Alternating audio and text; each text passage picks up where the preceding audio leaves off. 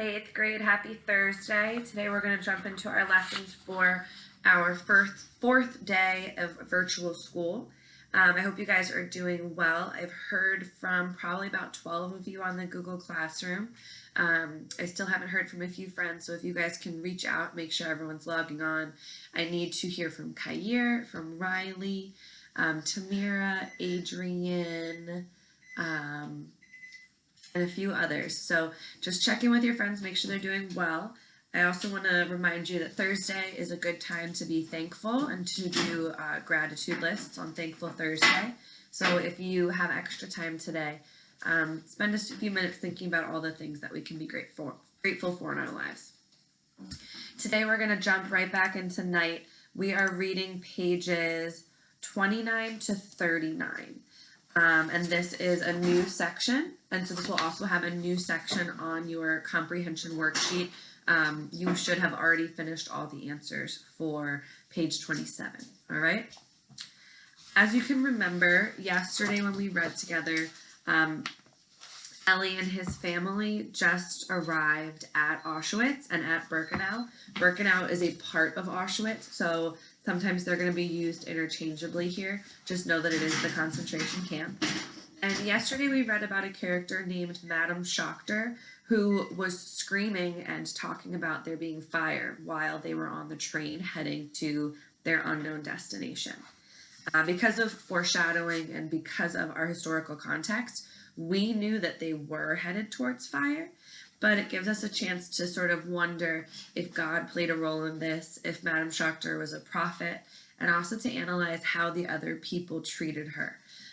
When Mr. Wiesel wrote this book so long after his experience, he didn't hide any of the badness, and so we did experience the Jews in the cattle car beating her and hurting her and trying to get her to be silent that way, which is really something for us to consider and to think about. We're going to pick up on page 29. If you hear weird noises, it is because Mr. Todd is making breakfast right now, so maybe he'll come and say hi to us during the reading as well. All right. Page 29. If we were at school today would be the day that I would let people start taking turns reading the novel, so we can just pretend Riley, you'll read page 1, Hamira, page 2, Karaya, page 3, India, page 4. We'll get started. The beloved objects that we had carried with us from place to place were now left behind in the wagon, and with them, finally, our illusions. Every few yards there stood an SS man, his machine gun trained on us. Hand in hand we followed the throng. An SS came towards us wielding a club. He commanded, "Men to the left, women to the right." 8 words spoken quietly, indifferently, and without emotion. 8 simple, short words. Yet that was the moment where I left my mother. There was no time to think. I already felt my father's hand press against mine. We were alone. In a fraction of a second, I could see my mother, my sisters, move to the right. Tispora was holding mother's hand. I saw them walking farther and farther away. Mother was stroking my sister's blonde hair as if to protect her. And I walked on with my father, with the men. I didn't know that this was the moment in time, and the place where I was leaving my mother and Tispora forever. I kept walking, my father holding my hand. Behind me, an old man fell to the ground. Nearby, an SS man replaced his revolver in its holster. Those were 2 very short sentences. I need us to pause real quick and do some inferencing on, okay? An old man fell to the ground. An SS guard replaced his revolver in his holster. Why did the old man fall to the ground? Yes, Shakim. Why did it happen? That's correct. The SS guard was returning his gun because he had just used it and he had just shot the old man for no apparent reason. Back to the text. My hand tightened its grip on my father. All I could think of was to not lose him, to not remain alone. The SS officers gave the order. Form ranks of 5. Remember how yesterday I told you we're going to be hearing about ranks a lot? That involves grouping and getting in lines. So they wanted everyone to organize themselves in lines of 5. There was a tumult. It was imperative to say together, "Hey kid, how old are you?" The man interrogating me was an inmate. I could not see his face, but his voice was weary and warm. So if the man is an inmate, let's think for a second. Does that mean that he is German? Does that mean he's Jewish? Does that mean he's a Nazi? Correct, Helene. If he is an inmate, it's because he is a prisoner of the concentration camp. So he is a Jew. I want you to start noticing how the Nazis had a lot of the Jews do the work for them. And remember that discussion that we had last week in the classroom about if people were told that they had to do this to stay alive, how they might do things that they wouldn't normally do. Back to the text. This is Ellie responding, okay? 15. No, you're 18. But I'm not, I said. I'm 15. Fool, listen to what I say. And he asked my father, who answered, I'm 50. No, the man now sounded angry. Not 50, you're 40. Do you hear? 18 and 40. He disappeared into the darkness. Another inmate appeared, unlashing a stream of invectives.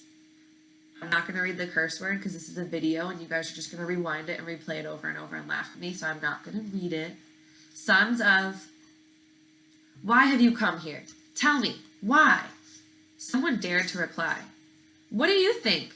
That we came here of our own free will? That we asked to come here? The other seemed ready to kill him. Shut up, you moron, or I will tear you to pieces. You should have hanged yourselves rather than come here. Didn't you know what was in store for you here in Auschwitz? You didn't know? In 1944? True, we didn't know. Nobody had told us. He couldn't believe his ears. His tone became even harsher. Over there, do you see the chimney over there? Do you see it? And the flames, do you see them? Yes, we saw the flames. Over there, that's where they will take you. Over there will be your grave. Don't you understand, you sons of... You guys better not be saying it at home either. Don't you understand anything? You will be burned. Burned to a cinder. Burned to ashes. His anger changed into fury. We stood stunned, petrified. Could this just be a nightmare?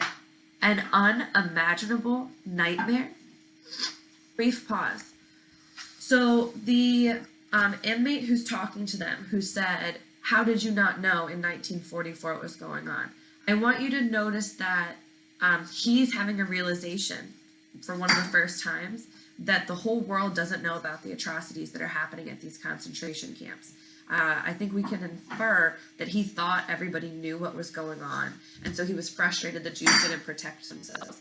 And we can say it's true, they didn't know about the camps, but did they know about the very drastic and violent ways that Jews were being treated? Yeah, Kair, you are correct. Yes, Moish the Beetle warned them. He told them that something was going on. So we're seeing all of those illusions fade. Top of page 31. And I know that this is where it starts to get really intense and violent. So if you need to take a break and rest your brain, you can do that. Just make sure that you keep working eventually. I heard whispers around me. We must do something. We can't let them kill us like that, like cattle in a slaughterhouse. We must revolt. There were among us a few tough young men. They actually had knives, and they were urging us to attack the armed guards. One of them was muttering, "Let the world learn about the existence of Auschwitz. Let everybody find out about it while they still have a chance to escape." But the older men begged their sons not to be foolish. We mustn't give up hope, even now as the sword hangs over our heads. So taught our sages. The wind of revolt died down. We continued to walk until we came to a crossroads. Standing in the middle of it was, though I didn't know it then, Dr. Mengele, the notorious Dr. Mengele. If you were here the day that a lot of us did our Cristo Rey Shadow Day, 1 second. If you were here the day that a lot of people did the Cristo Rey Shadow Day, you might remember the name Dr. Mengele. Dr. Mengele was a cruel doctor and scientist who was a leader along with Adolf Hitler. And what he did was a lot of the experimenting that we talked about. So we talked about some experiments involving twins, some experiments involving people who were mentally handicapped, people who were disabled, stuff about eye color. He did a lot of really inhumane different experiments on Jews, and Ellie saw him in real life, and this is his interaction with him right now. He looked like the typical SS officer, a cruel, though not unintelligent face, complete with a monocle. A monocle is when you have the glasses that's just the one eye, like the old peanut guy. He was holding a conductor's baton and was surrounded by officers. The baton was moving constantly, sometimes to the right, sometimes to the left. In no time I stood before him. "Your age?" he asked, perhaps trying to sound paternal. "I'm 18. My voice was trembling. "In good health?" "Yes." "Your profession?" Tell him I'm a student? "Farmer," I heard myself saying. This conversation lasted no more than a few seconds. It seemed like an eternity. The baton pointed to the left, and I took a half step forward. I first wanted to see where they would send my father. Were he to have gone to the right, I would have run after him. The baton once more moved to the left. A weight lifted from my heart. We did not know as yet which was the better side, right or left, which road led to the prison and which to the crematoria. Still, I was happy. I was near my father. Our procession continued slowly to move forward. Another inmate came over to us. "Satisfied?" "Yes," someone answered. "Poor devils. You're heading to the crematorium." Pause there for a second. So we didn't know what line Ellie is in. Now we know. He is in the line to the crematoria. Now, this is not a spoiler alert. This is common sense, and I'm just going to make sure you got clicking in there. Is Ellie going to die? No, he wrote the book. So we know that Ellie's going to survive. So that can help us be a little bit reassured that we know at least that he's going to live.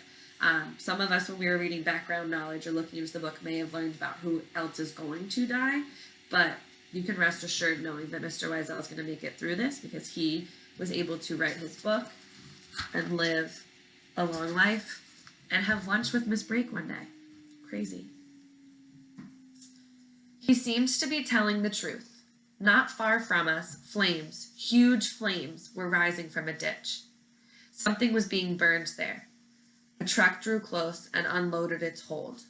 Small children. Babies. Yes, I did see this with my own eyes. Children thrown into the flames. Is it any wonder that ever since then, sleep tends to elude me? Elude means run away, so he hasn't been able to sleep since this day of his life. So that's where we were going. A little farther on, there was another, larger pit for adults. I pinched myself. Was I still alive? Was I awake?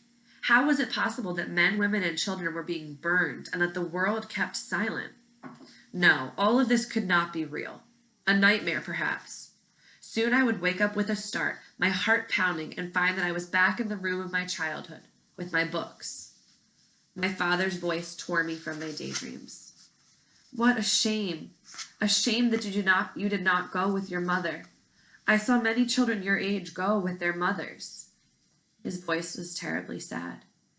I understood that he did not wish to see what they would do to me. He did not wish to see his only son go up in flames. My forehead was covered with cold sweat. Still, I told him that I could not believe that human beings were being burned in our times. The world would never tolerate such crimes. The world? The world is not interested in us. Today, everything is possible, even the crematoria. His voice broke. Father, I said, if that's true, then I don't want to wait. I will run into the electrified barbed wire. That would be easier than a death in slow flames. He didn't answer. He was weeping. His entire body was shaking. Everybody around us was weeping. Someone began to recite the Kaddish, the prayer for the dead. I don't know whether during I don't know whether, during the history of the Jewish people, men have ever recited Kaddish for themselves. So the Kaddish or Kaddish is the Jewish funeral prayer. So right now, the men are saying their own funeral prayers as they walk to the crematoria.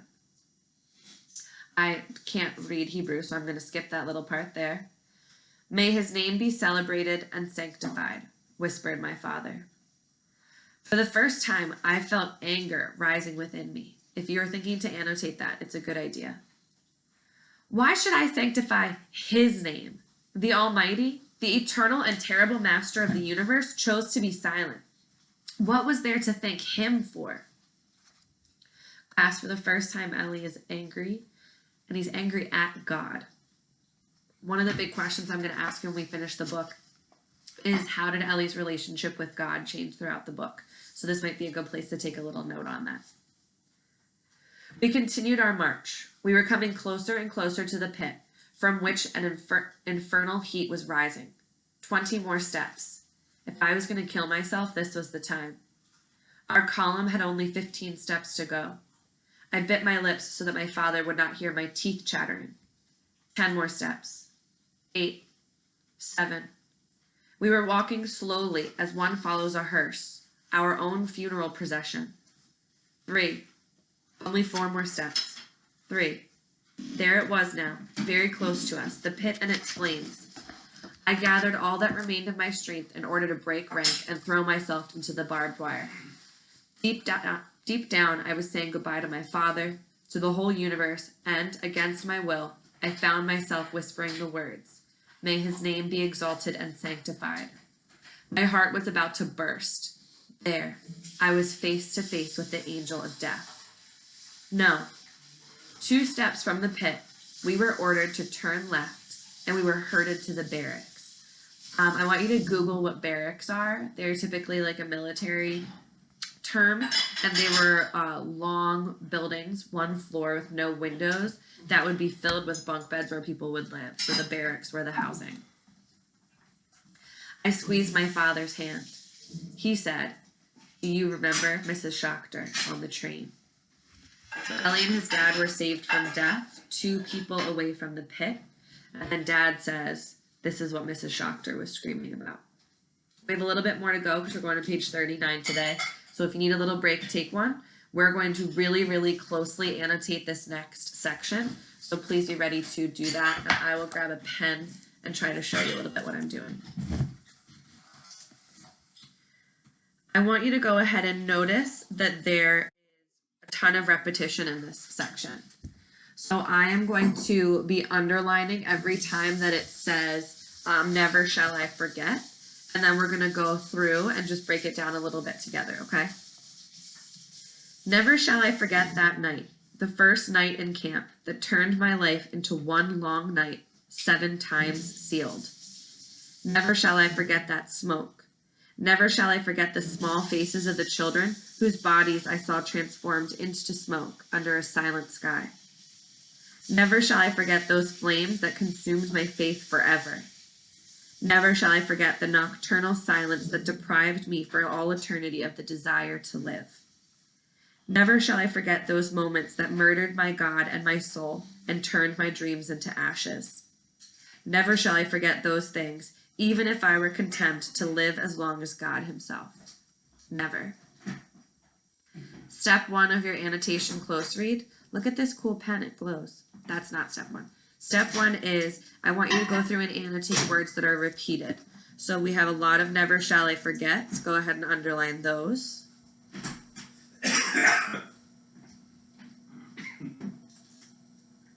Mr. Todd's coughing in the kitchen. There's other words that are repeated often. Go ahead and circle silence. Silence is repeated a few times. Go ahead and annotate, put a box around the word night.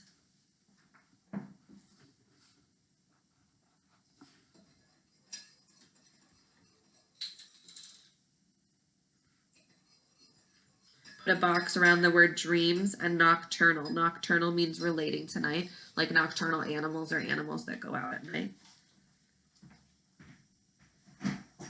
And And now I want you to, we did underline and circle. Let's do a squiggly line under the verbs that Ellie uses. So for example, turned, for turned my life, transformed, consumed, deprived, murdered, turned, condemned. Determining what this section means, we're able to see that the change in Ellie happened immediately. He says from this day, from his first moments at the concentration camp, there are some things that he's never been able to let go of. So as he's writing this, 10 years, however many years later, these are things that are still with him. So he said that his life has now been turned into a long night. What does that mean? At night, there is no light. At night, there can be less hope. There is darkness. There are nightmares. There are the possibilities of dreams. There's emptiness. There's silence at night. It says that seeing the bodies of the children being burned, he's never forgotten that. And he mentioned before in parentheses that he can't sleep because of that still throughout his life. He'll never forget that seeing those flames burn the children consumed his faith. That means it ate up and it tore apart his faith. It murdered his God. He didn't believe in God anymore and had lost God. It deprived him of his desire to live. He no longer wanted to live and to see what the world had. And yeah, he turns his dreams into ashes. So we're able to see sort of like the fire, all the ways that night consumed and burned up his life. It burned up his love for God. It burned up his belief in humanity, his desire to live, his hope, his joy. All of those things got burned up in that first night. I hope that you annotated that up with me. Maybe you even paused to do some more. My book is looking like this right now because that's such an important passage in this section. Continuing. Page 34. The barrack we had been assigned to was very long. On the roof, a few bluish skylights. I thought, this is what the antechamber of hell must look like. Remember, antechamber means waiting room. So many crazed men, so much shouting, so much brutality. Dozens of inmates were there to receive us, sticks in hand, striking anywhere, anyone, without reason. The orders came. Strip, hurry up, rouse. Hold on only to your belt and your shoes. Our clothes were to be thrown on the floor at the back of the barrack. There was a new pile there already. New suits, old ones, torn overcoats, rags. For us it meant true equality, nakedness. We trembled in the cold. A few SS officers wandered through the room, looking for strong men. If vigor was that appreciated, perhaps one should try to appear sturdy. My father thought the opposite. Better to try not to draw attention. We later found out that he had been right. Those who were selected that day were incorporated into the Sonder Commando, the commando that had to work the crematoria. Bela Katz, the son of an important merchant in my town, had arrived in Birkenau with the first transport, 1 week ahead of us. When he found out that we were there, he succeeded in slipping us a note. He told us that having been chosen because of his strength, he was forced to place his own father's body into the furnace. Whoa. The blows continued to rain on us. To the barber! Belt and shoes in hand, I felt myself being dragged along to the barber's. Their clippers tore out my hair and shaved every hair on our bodies. My head was buzzing, the same thought surfacing over and over, not to be separated from my father. Freed from the barber's clutches, we began to wander about the crowd, finding friends, acquaintances. Every encounter filled us with joy. Yes, joy. Thank God you're still alive. Some were crying. They used whatever strength they had left to cry. Why had they let themselves be brought here?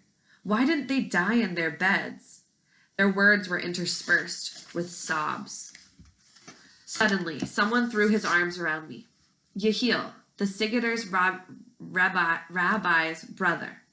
He was weeping bitterly. I thought he was crying at the joy of still being alive. Don't cry, Yehiel, I told him. Don't waste your tears. Not cry? We're on the threshold of death. Soon we shall be inside.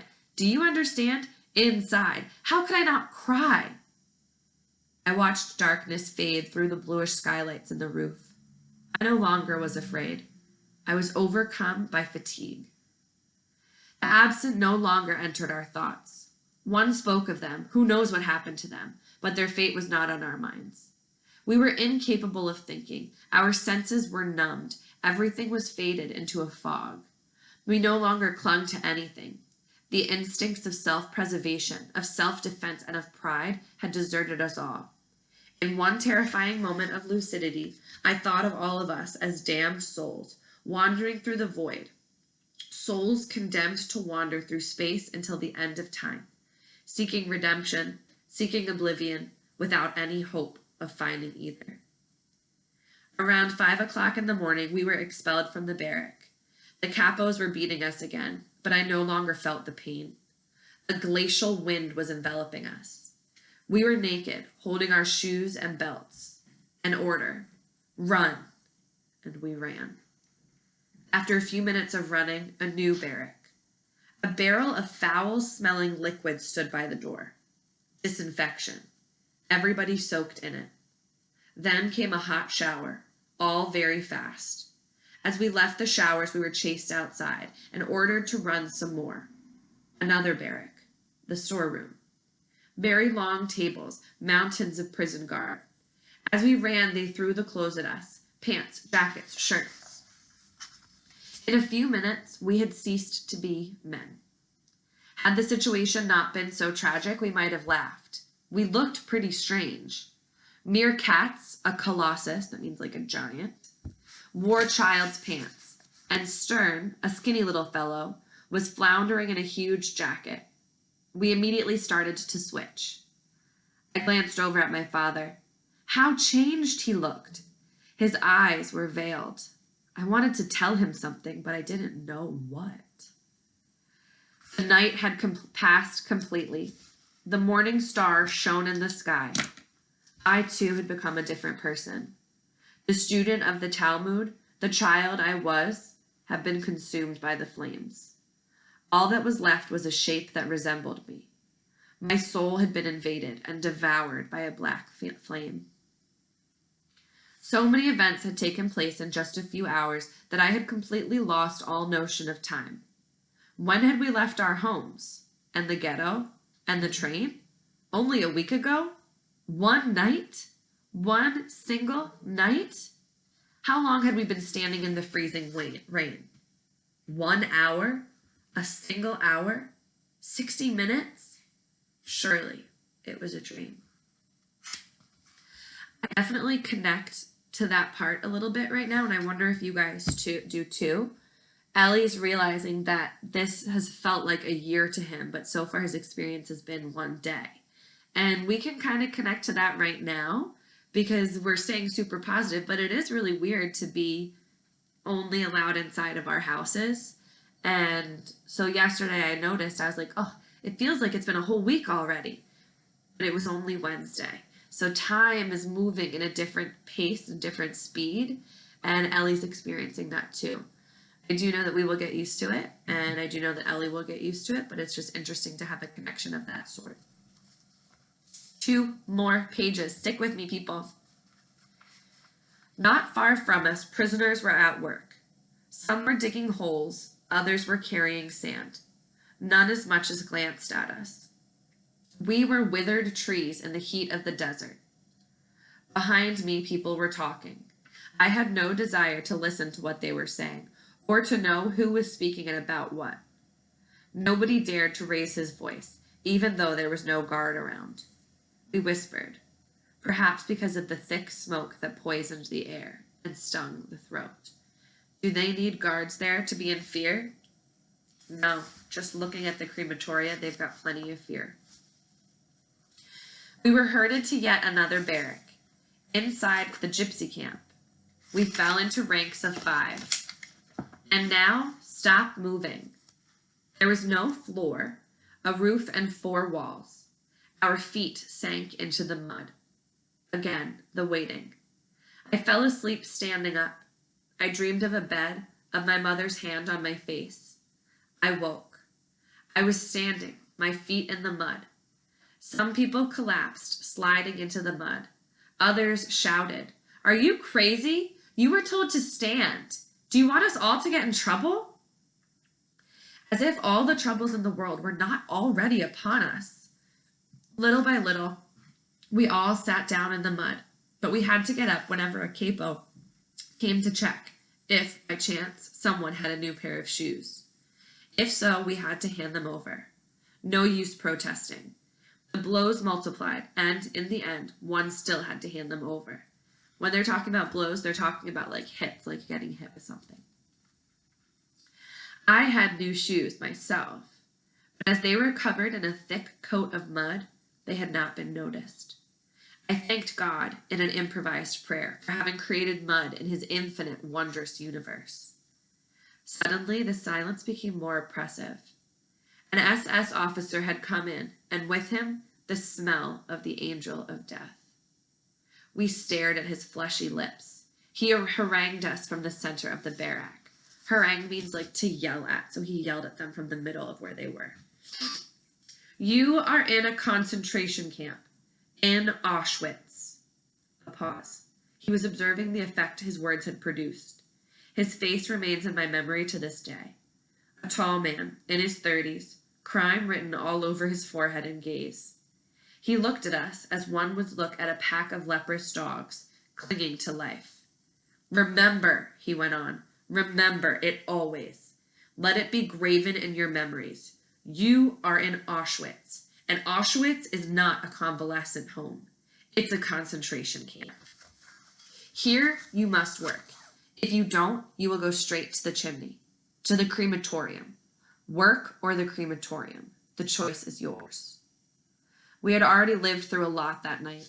We thought that nothing could frighten us anymore. But his harsh words sent shivers through us. The word chimney here was not an abstraction. It floated in with the air, and it mingled with the smoke. It was, perhaps, the only word that had real meaning in this place. He left the barracks. The capos arrived, shouting, "All specialists, locksmiths, carpenters, electricians, watchmakers, one step forward." The rest of us were transferred to yet another barrack, this one of stone. We had permission to sit down. A gypsy inmate was in charge. My father suddenly had a colic attack. That means that he needed to go to the bathroom like he was having diarrhea.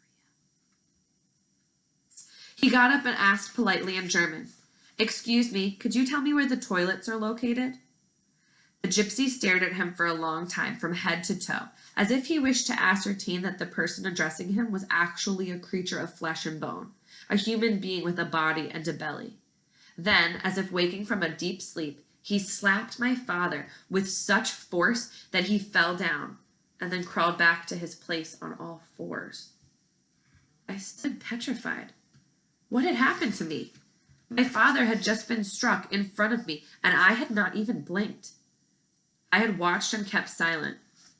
Only yesterday I would have dug my nails into this criminal's flesh. Had I changed that much? So fast? Remorse began to gnaw at me.